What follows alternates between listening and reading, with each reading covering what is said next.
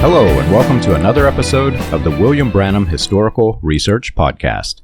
I'm your host, John Collins, the author and founder of William Branham Historical Research at william-branham.org, and with me I have my co-host, researcher, minister, and friend, Charles Paisley, the founder of ChristianGospelChurch.org.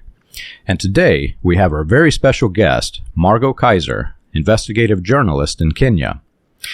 And we're going to be having a in-depth yet very casual conversation about the events that have happened in Kenya with Paul Mackenzie and his suicide sect.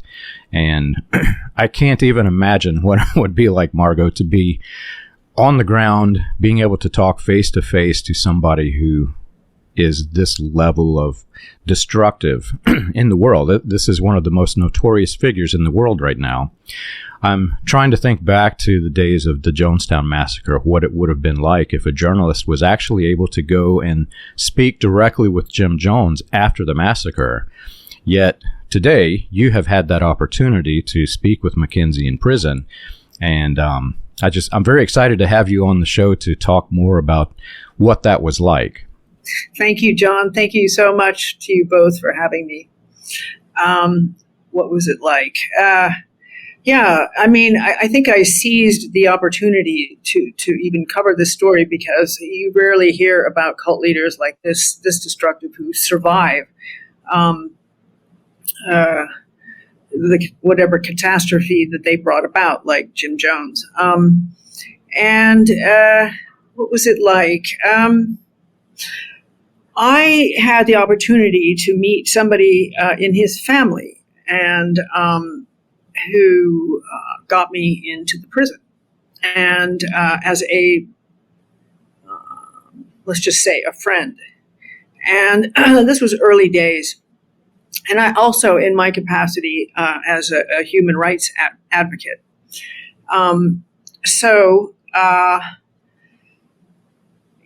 This took place at Shimo Latewa, and that's where he's been in remand since, I think, May. And it's not what I thought. We had to go through the security, and then led to a very simple room, sunlit room, and a couple of guards. And there, Mackenzie was sitting there already. And I was surprised because when he stood up, he only came up to my height, and I'm 5'6", and so he's diminutive basically. He was not handcuffed. He seemed very humble, compliant. Not at all aggressive, hard-edged. I think at that stage, and probably still, he was desperate, because I think in those early days, he didn't know what he was being put inside for. It's taken just until last week since the charges were read. So, but the other limitation was that since I was not there as a journalist, they never would have let me in as a journalist. So my questions were very limited. I talked about his one of the offspring is a very talented photographer, and he didn't seem at all interested in that. He just seemed to want to know, get me the hell out of here. and if you do, well, I think he was well aware of the fact that even if he were somehow sprung, he could easily be killed by, a mob, which is what often happens here because justice rarely comes to pass. It still could happen. They could acquit him. He was just very soft-spoken. I mean, you've heard his sermons. He's very raspy voiced, very aggressive, very harsh. And this was a completely different person. This was like an angel. How do the average people kind of respond to that situation with him over there? Like, is he reviled by the average person, or do they give it much thought? Yeah. I've noticed anytime I mention Mackenzie's name, especially to a Kenyan, they will laugh nervously. And I really don't know what that's about. It's sort of, how do you explain this person? It's almost like he's, a troublemaker, mischief, but that, and how did he get away with it for so long? But they laugh. Charles and I have been studying Mackenzie for quite some time. When we first got the news that this had happened, it was so similar, and ironically, he and I, as you know, we've been doing the historical podcast on William Branham. He and I were discussing the things that we had found with Jim Jones and People's Temple connected to the Branham movement, which is what we research and discuss. And it was just so eerie for us because we could see the similarities of what happened in the Shakahola Forest Massacre to Jonestown. But this was worse. It takes a lot of dedication to starve yourself to death slowly over time versus drinking just a simple glass of Kool-Aid and then immediately falling over. The level of mind control that Mackenzie must have had over his people must have been extreme. What are your thoughts on just, the massacre itself and how it happened? I'm still trying to figure it out. That comes in part 2 of my series of 3. And there are a lot of blank spots. But if you look at the charge sheet, for every one of them, it's always on various dates between 2021 and 2023. So this stuff started happening over a period of 2 years. This wasn't just, February or March of 2023. People, from what I understand, they would go in there with COVID, and since there were no medical services, they would die. So, and for that reason, people are thinking that the number could be over 1,000 because people were going in there and not many people were going out. We're talking about a vast expanse of land. And, next to the Tsavo National Park, where, animals, hyenas can get rid of the evidence pretty quickly. I think from what I understand, first of all, you mentioned Ruth. Okay, so Ruth was Paul Mackenzie's partner when they established the Good News International back in, I think it was 2003. And she is the mother-in-law of the second, Mackenzie's second in command, whose name is Derry Mokalama, a.k.a. Smart. I put a photo of him up on LinkedIn, various social media. But he's a very, very good friend of Paul Mackenzie. He acted as like the treasurer, I think, for the church. So they go way back to about, let's just say around 2000, or the time when he broke from whatever might have been Branham related and to establish his own church. Okay.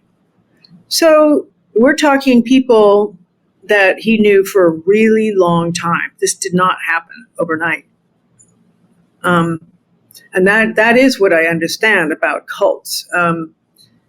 You lure people in, make them feel safe, love bomb. I know there's a whole process. And in this case, they were family connections. So Ruth's so Smart and his wife, Mary, all their children are dead. They've been linked. I think there were like 6 children. DNA testing. And so he's a really interesting one. Smart. How they did it, the picture that's emerging for me is, Mackenzie himself would preside over these burials. Like everybody was scheduled to die exactly on a certain day. Like, I don't,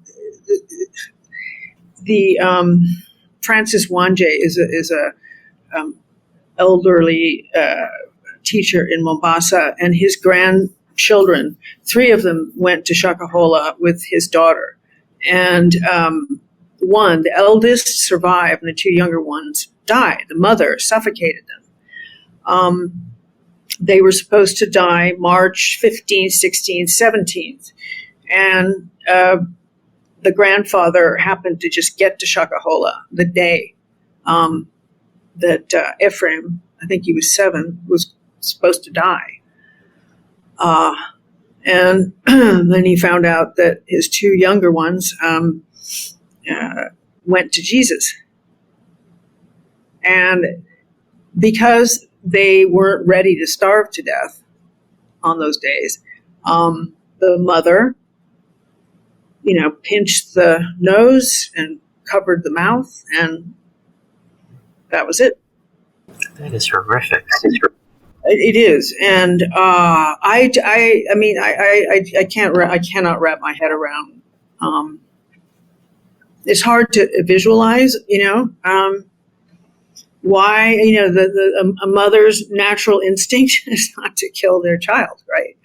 So how it must be very powerful, but I guess you can only really, I think it'll come out eventually what the rationale was, but first of all, the children are the weakest. And I also believe that he saw children as being in the way, his followers meeting Jesus before the end times. So it was just sort of a house cleaning, something like that. I don't know. But he would preside over these things that he called, these ceremonies that he called weddings. In their heavenly bridegroom. Exactly. COVID was the thing that nailed it for him, because that was every reason in the world to go into the desert and away from the satanic world, away from COVID injections. And so people died. They died there. I know that there were other types of, there were other fasts, fasts that took place. Because I think there was another time when he said he thought that the world was going to come to an end. I think it was something like April of 2023. It didn't happen.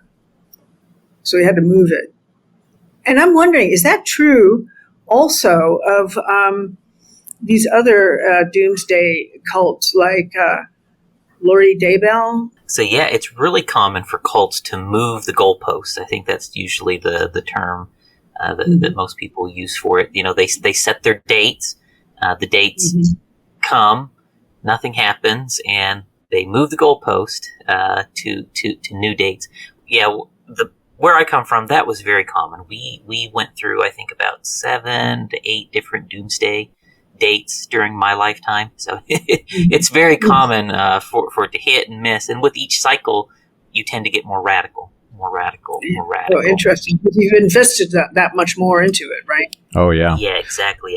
Each cycle leads to the more lucid people wake up and leave, and what remains is the crazier. And so the balance shifts towards crazy, as the people with more common sense wake up and leave through those cycles, and then the influence is ever increasingly crazy.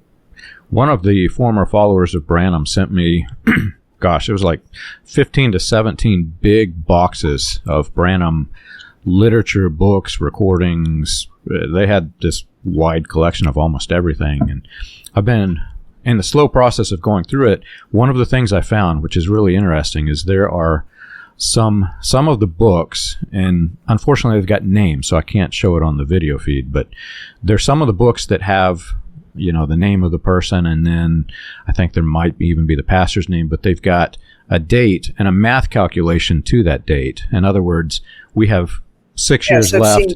then the doomsday. And then there's another, when that one fails, there's a clear mark through it. Here's another math calculation, and here's the next doomsday. Yeah, Charles has Charles has one up here. Perfect. Well, I want to say there were like 15 different dates in this one book that I held. So does that mean that, these pastors don't lose any credibility when they don't?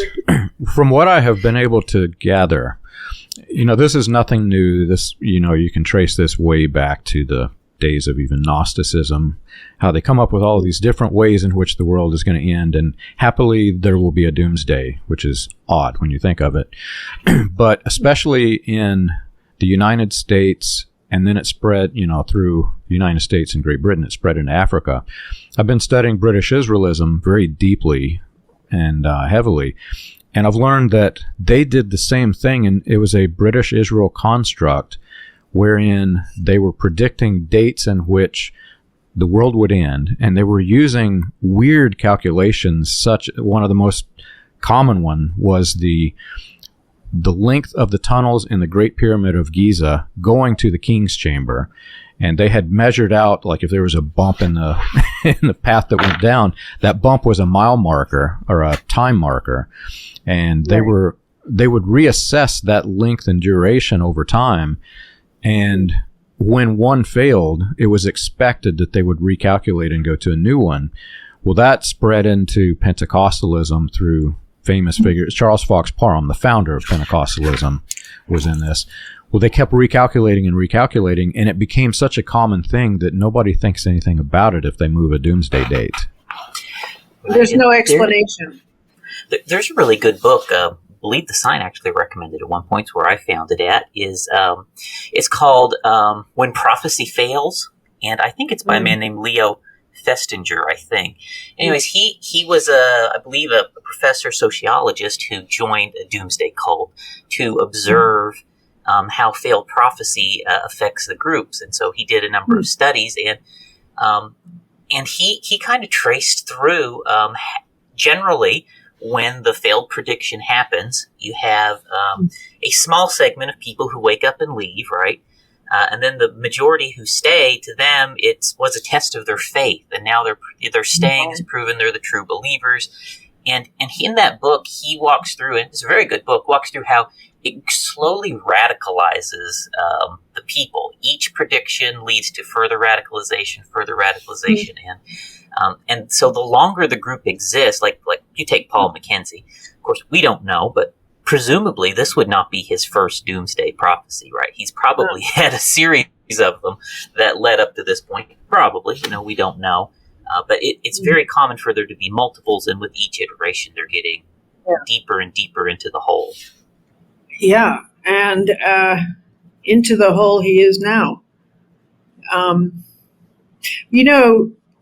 This doesn't naturally lead to what I'm about to say, but I noticed that when I saw photos of him the other day, after a week now of having, really heavy charges of terrorism, manslaughter, torture leveled at him and his followers, he did not look like Jack the Lad anymore. He because he was a pretty confident, happy-go-lucky guy, really.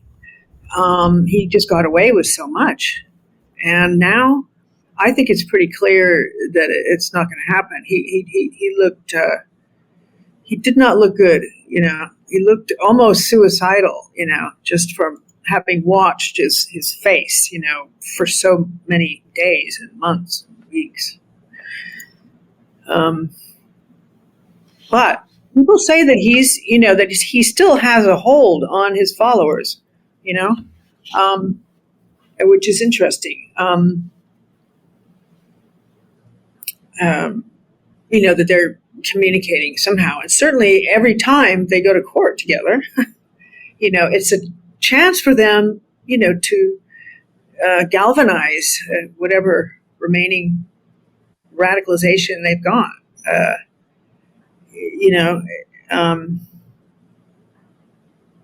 I think, it's interesting because that law court called Shanzu in Mombasa, is where a famous Al-Shabaab recruiter named, his nickname was Makaburi for gravedigger, I had interviewed the guy. It was 2014, 10 years ago. And he was coming out of that same court. And when guys in tinted windows, the car, rolled down the windows and then, shot him dead as he was crossing the street to go to the mosque. And I just, have this horrible feeling that he could have a similar end, maybe not by gunfire, but I don't know. Yeah.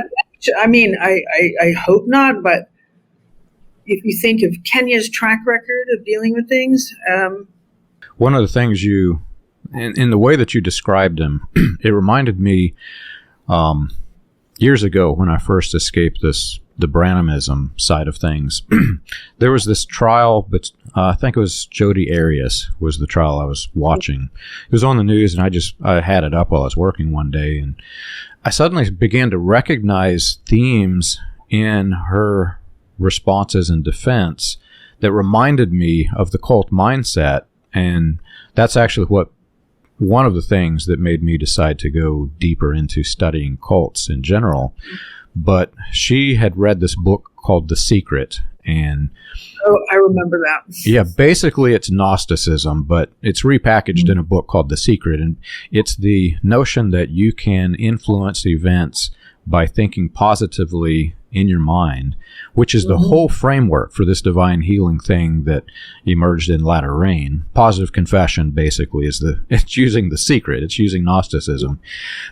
And the way you described Mackenzie reminded me of the way that I viewed her, because she had this confidence that she was having a positive confession in her mind and she was going to have a positive outcome in the trial. I'm wondering if that influence may have, I know it wasn't The Secret that influenced Mackenzie, but the religion itself, because they share that framework, I'm wondering if that may have had some influence. I would think it definitely does from conversations with his family members. If I say something negative about maybe a potential outcome, don't think that way. Don't think that way. You have to always be positive. It's like Satan entering your brain if you think negatively.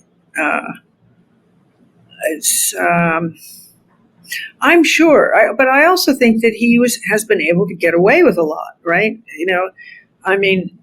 After police found some 70 kids going to school in his church, that was radicalization then. That was 2017. And it was like a $70 bond, something. It's nothing. Wow. I liked what you said there about, the positive thinking, because, it's very common in these groups that they have almost weaponized positive thinking. That's part of the way they shut down critical thought. Negative thoughts it's almost demonic possession.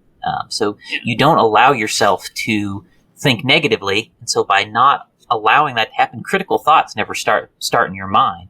You never can start down the path of thinking, wait a minute, my cult leader is going to kill us all, right? Because you can't even get that initial thought off in your mind to set off that chain reaction. Yeah, the alarm bells. Yeah. Yeah. And so that very common. I think that he, the positive, I can see that in his children are very much about that. And, everything is all good or it's all bad. And one thing about my article that the Sun didn't like had to do with he really reacted quite harshly. Was mention of Mackenzie entering a church, walking backwards. So I really didn't know where to go with that, but he said, why'd you put that in there? Because it's like, this comes from Ruth, and Ruth, hates my dad and is out to smear him. And it's like, well, she did say it, and And if you don't put something out there, you're not going to get any response, because it could lead to something else, couldn't it? Somebody else can, oh, yes, I've heard about that church. Well, a lot of cases, if they can detect that you're talking with somebody who has critical thoughts against them, they will try to suppress that person's voice. So it probably wasn't so much about even him walking backwards as it was the fact you're talking to the enemy. You're talking to somebody who has critical thought. When I spoke with Ruth, it was way back in, I guess, June. And at that point, she didn't know where her, the daughter and all the children, grandchildren were. And now she knows. So I'm hoping to interview her again next week when I go back to Malindi. But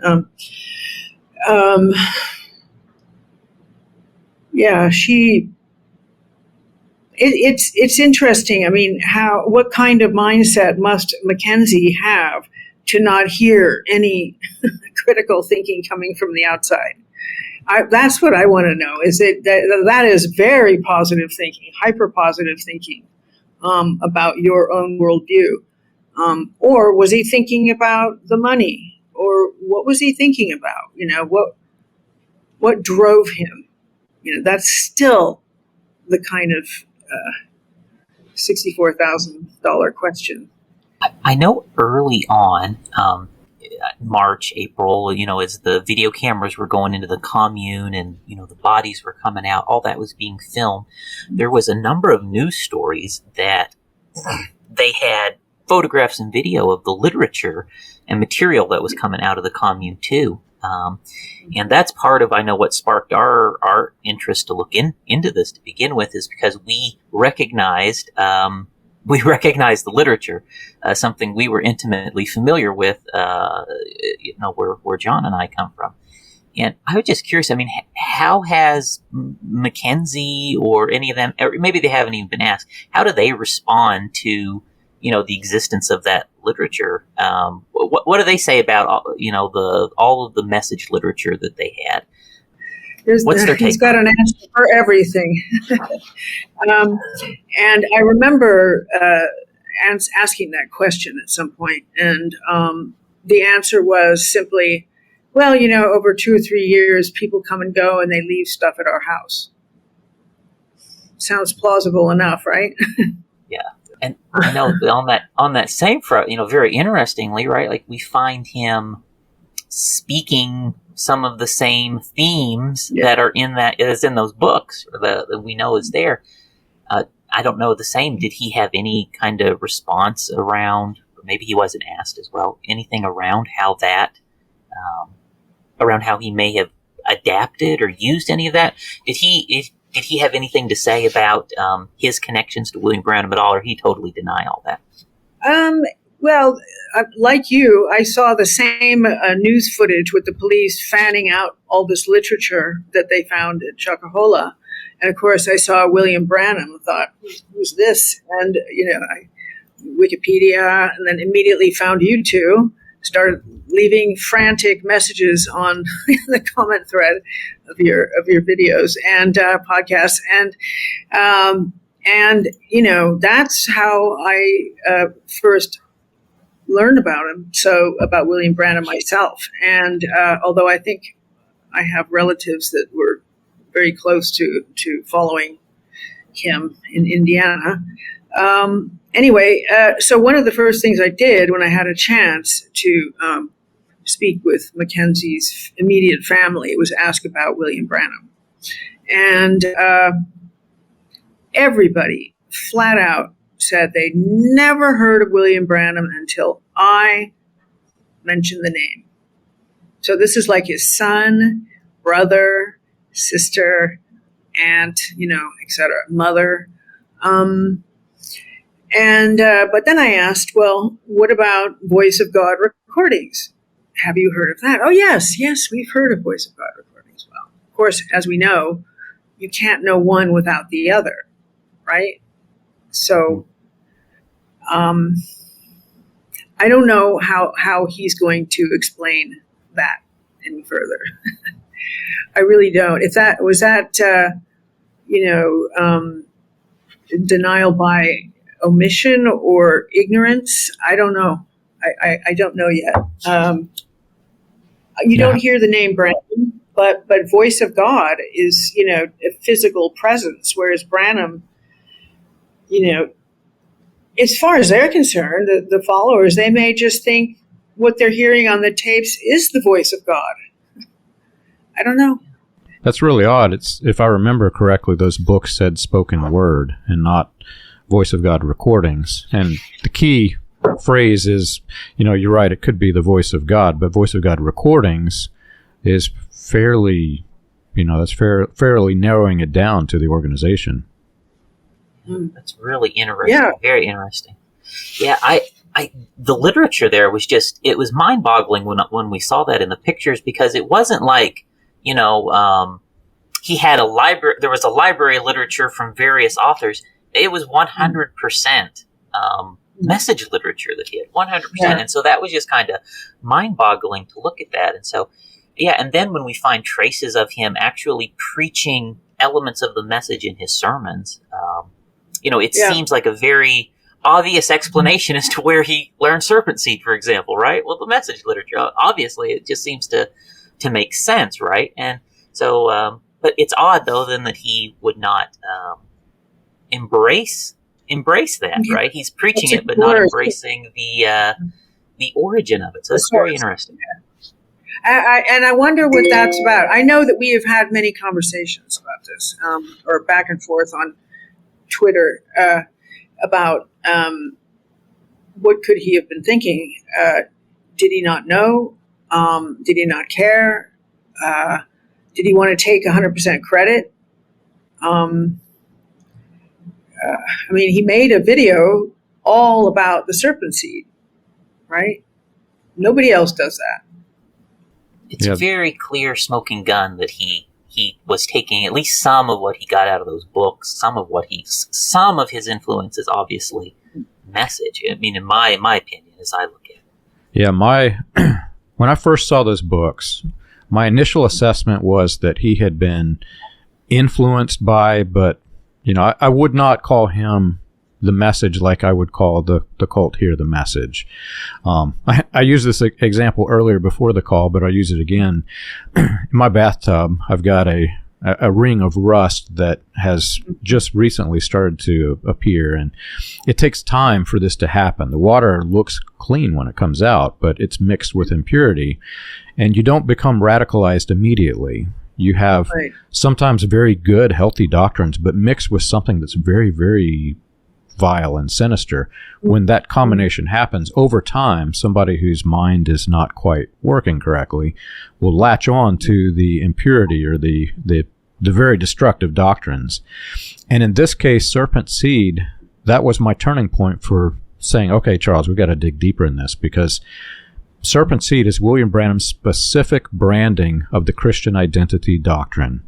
Branham took the dual seed doctrine of Christian identity, and he labeled it with his branding called serpent seed.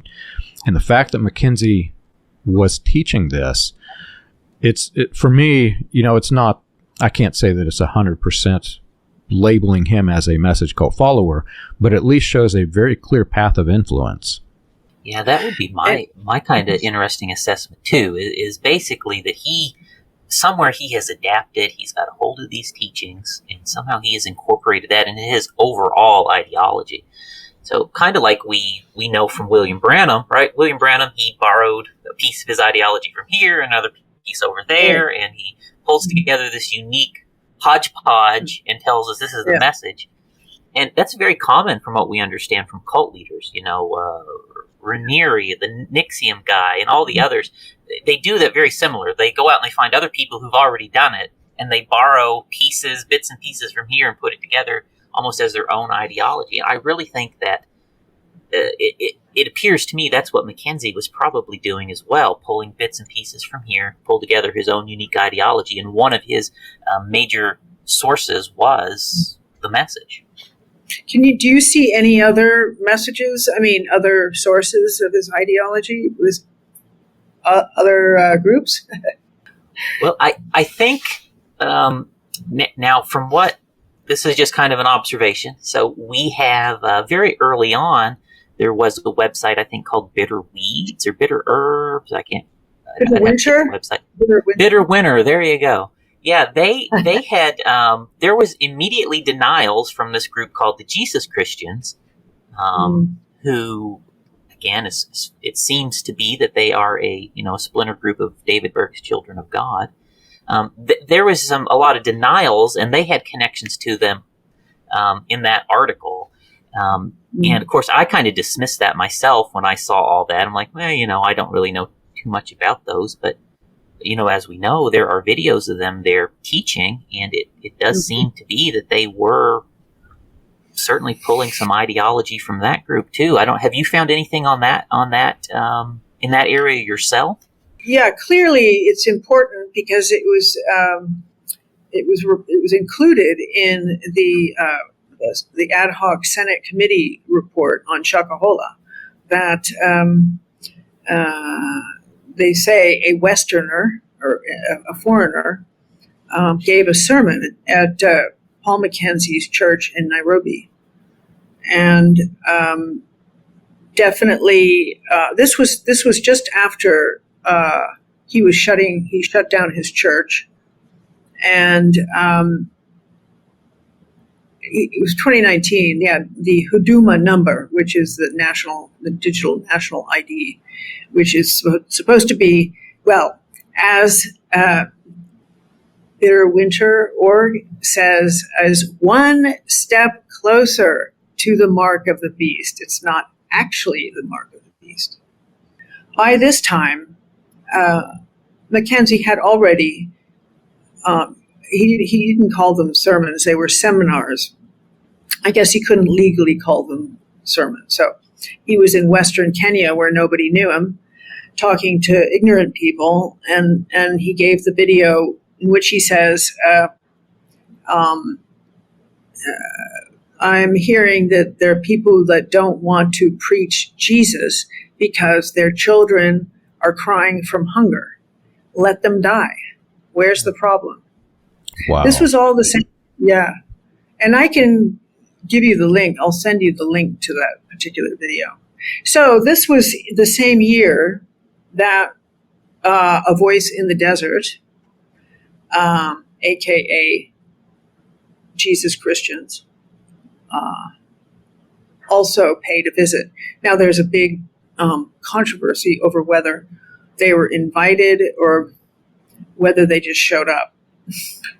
Yeah. So in the future, people will have to choose. You either choose God and you live by faith. You trust Him for food and clothes and everything. A major fear that people have, a very big fear, is that they will starve if they don't work for money. If you don't have, like the government, they were saying, if you don't have a Duma card, you can't do this, you can't do that, you can't do the next thing. When the mark of the beast comes, it says you cannot buy or sell. Where do you get your food, your water, your clothes, medicine, shelter? To some extent, that supports my theory. All I have at this point are opinions and theories, which are subject to change based on the information that comes out. But what I see and what I know is that when a group gets radicalized, often their sources of influence are multiple. It's not from one single source. What you've described here, now that is significant just based on what happened and what was said, but I have to assume, based on the fact that they did have William Branham's literature, and there are other groups who claim that, Mackenzie was off and he was learning from other people too. We don't have the names of those groups, obviously. I wish we did. But there were obviously many different influences. This group from Australia just happened to be the one that got caught on camera. We, at the same time, have video footage. I'm not going to give the guy's name, but a very prominent message figure who's holding similar revivals or meetings or conventions, however you want to call it, right there in the same area, not very far from where this happened. So you've got all of these different influences. Now, where in time did Mackenzie get the message literature? How was that related to the Australia? I don't know. Could the Australia group have given it to him? We also don't know. But we have had a person who was in David Berg's original Children of God sect who has defected, and he is now free. He's escaped from this, that gave us a wealth of information about Berg's propagation of William Branham's key destructive doctrines, which included the end of days doctrines, the ones that apparently it appears that Mackenzie was radicalized with.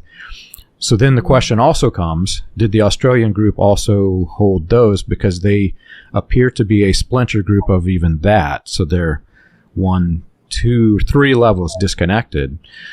All of this influence, you can't say that any one source was the radicalization, the full radicalization process.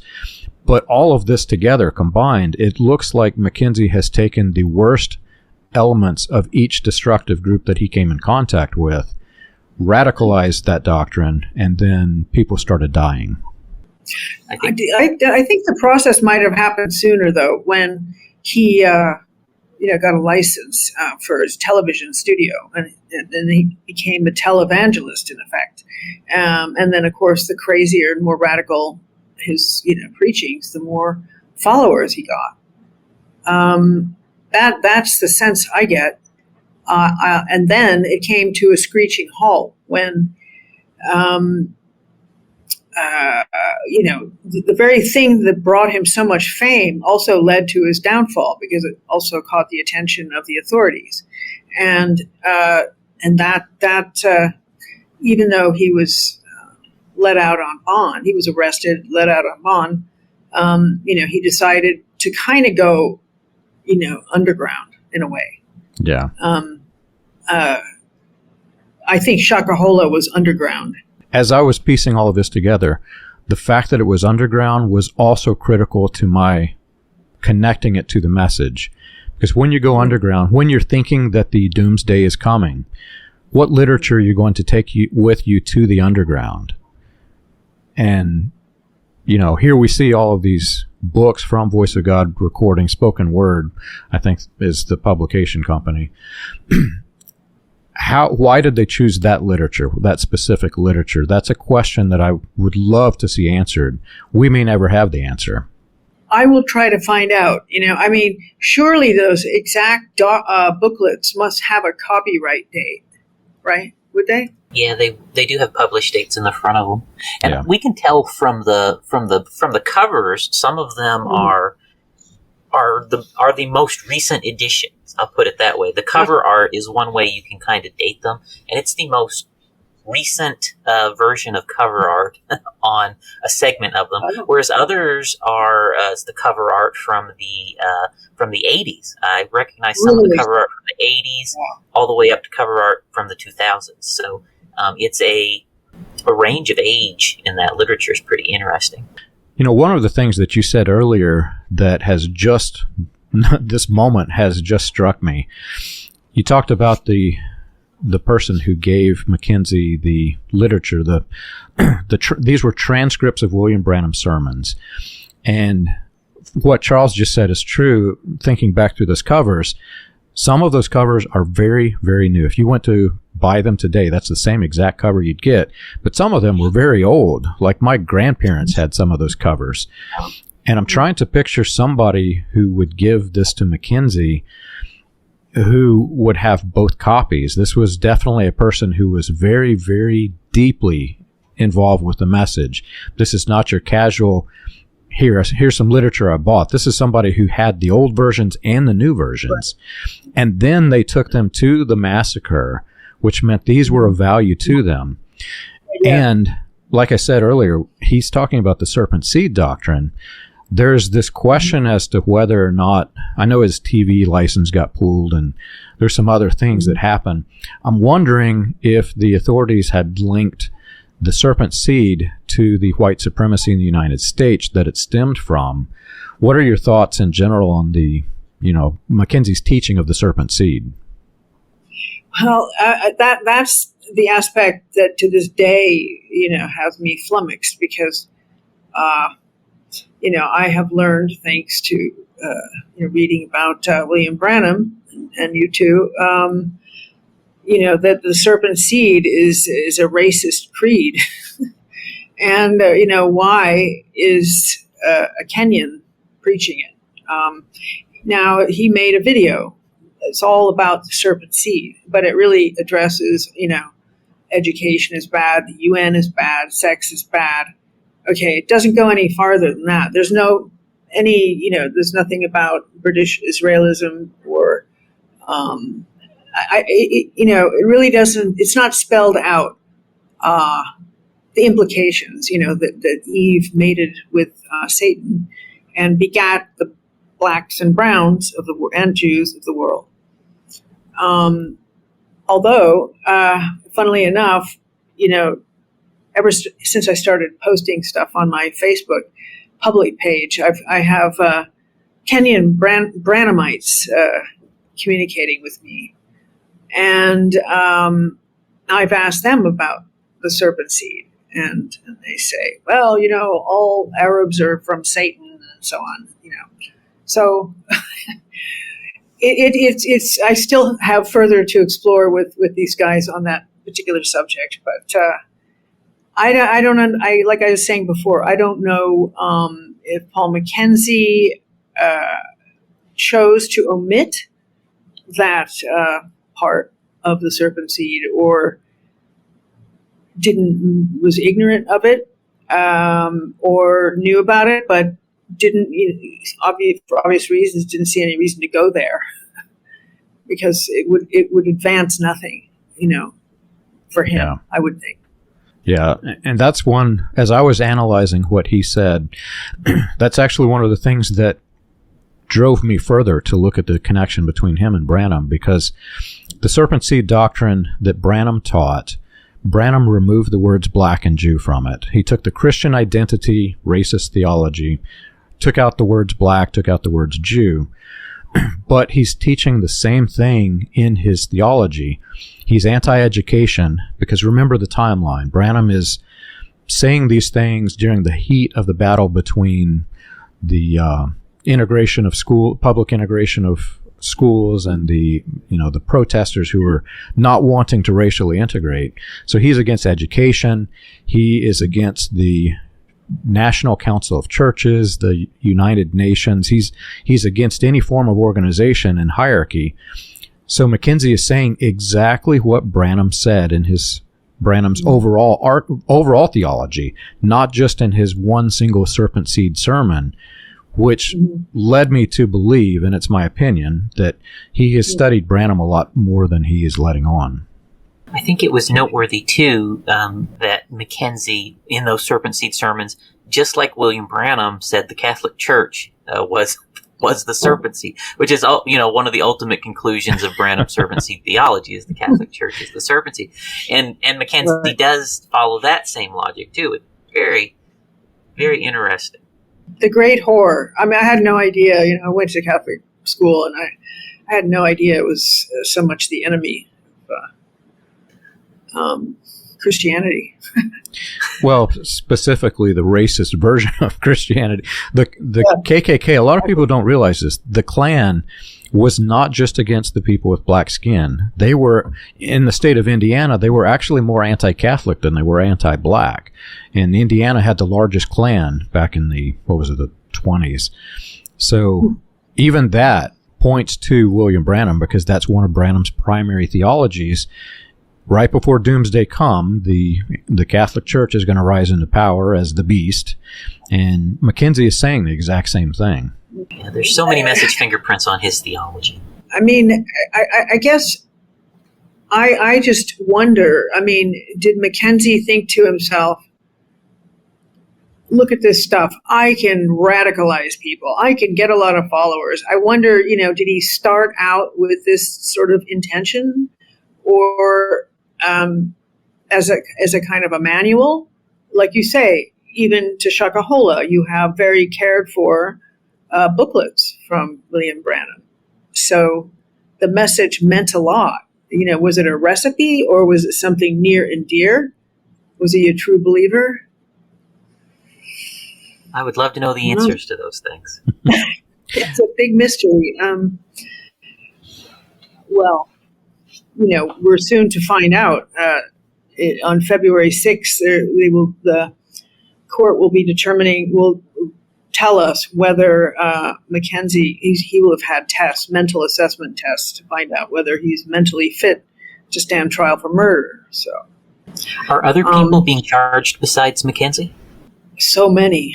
There are, I think it's total 95 people, and they're all men, women, suspects.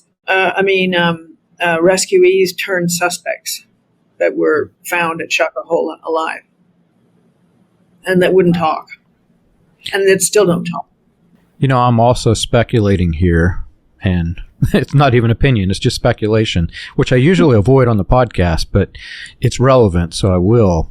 I came across a news article where the government had invaded what appeared to be a home church. In the message, there are these tape home churches where they listen to tapes of William Branham, and the authorities had invaded them because they were holding this thing that was not commissioned by the government, apparently. And so they invaded a Branhamite sect in Kenya, with all of these people being charged, and with their connection to what could be perceived as an extremist religion by some. I'm wondering if the denial was just simply to say, no, we're not from anything that could be perceived as extremist. All of this came from Mackenzie, and he is our source. He's our central figure, eliminating the possibility for tying links to other extremist organizations. It's interesting you should say that, because I was reading about one group who was just saying, we don't want to be linked to Mackenzie. Whatever he did, we had no idea about any starvation, in the desert. Whoever was radicalized by Mackenzie, and whatever Mackenzie was radicalized by, was a result of his own private thoughts, his own interpretation. So thereby distancing this group with him. So in other words, you could easily say the guy was nuts. He had a screw loose. Otherwise, I'll never forget when Charles told me once that I thought it was a great analogy that, you could look at the Branham teachings and maybe other similar teachings as a kind of like a weapon. In and of itself, it's harmless. It's just a weapon. It's just there. It can't kill anybody. But all it takes is, a bullet, and that bullet can be the form of a psychopath. Yeah. And then you have the perfect match. That's a very good analogy. Like I said, when I first started looking at this group, I thought I would not call them a message cult.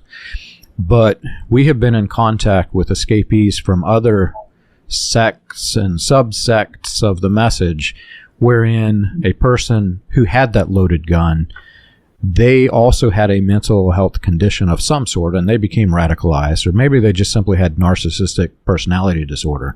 They became radicalized, and their group became so extremist that the main sect of the message, the primary, the primary root of the message, would disavow the splinter group. Yet the splinter group is teaching the exact same theology, but it's emphasizing the destructive parts. The destructive parts are all there. They're just emphasizing the parts that are destructive. So reinforcing it, just absolutely repeating it over and over again. For me, having not met him in person, all you have is his video and his actions, right? And the tidbits you hear. My thought is he probably started out as somebody who was on the sane side of things. He probably started out as somebody who might have even started out as a true believer. Somewhere along the way, I would say he's probably someone who cracked. He cracked somewhere along the way and lost it. And I would say he's probably mentally deranged. to at least for a period of time when he did that stuff, was almost, I would think, in some sort of a mental derangement.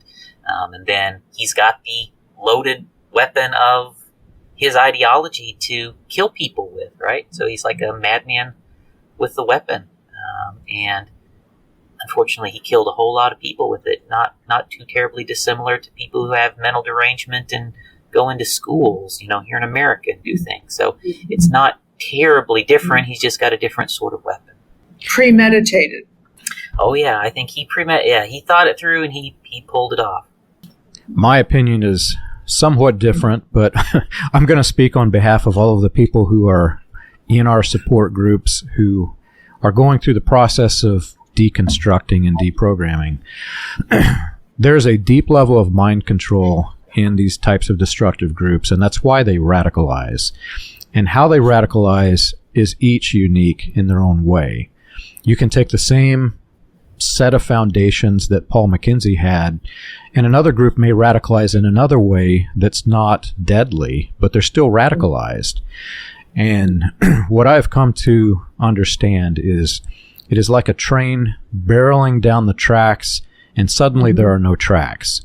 The train might go straight ahead, it might go off a cliff. You really don't know, but there's no tracks. It's just barreling ahead. I have the unique perspective of having been in Branham churches from Arizona to South Carolina and everywhere in between. And I knew many of these churches before we moved to one of the locations. I'd listened to some of these sermons. And then when I moved there was a progression of difference. And I have a very analytical mind, so I always, even as a child, I was curious of the variance. Why is it different?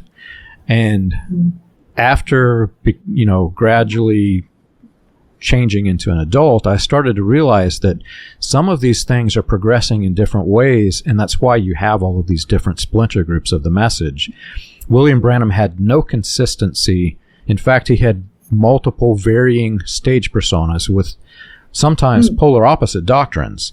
So one group may focus on one set of doctrines, the other one may focus on the other. Well, they both, in some cases, they're both destructive, but they gradually produce different results.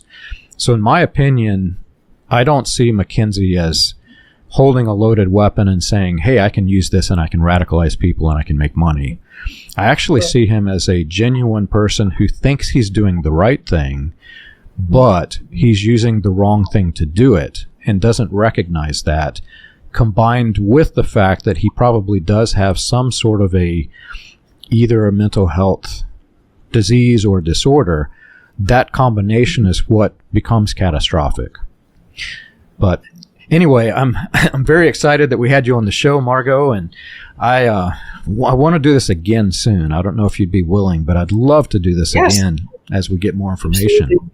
I have part 2 almost ready. So excellent. Well, we'll have you back soon. And for our listeners, if you've enjoyed the show and you want more information, you can check us out on the web. You can find us at william-branham.org and christiangospelchurch.org. For an overview of the historical research of William Branham and the healing revivals, read Preacher Behind the White Hoods, a critical examination of William Branham and his message, available on Amazon, Kindle, and Audible.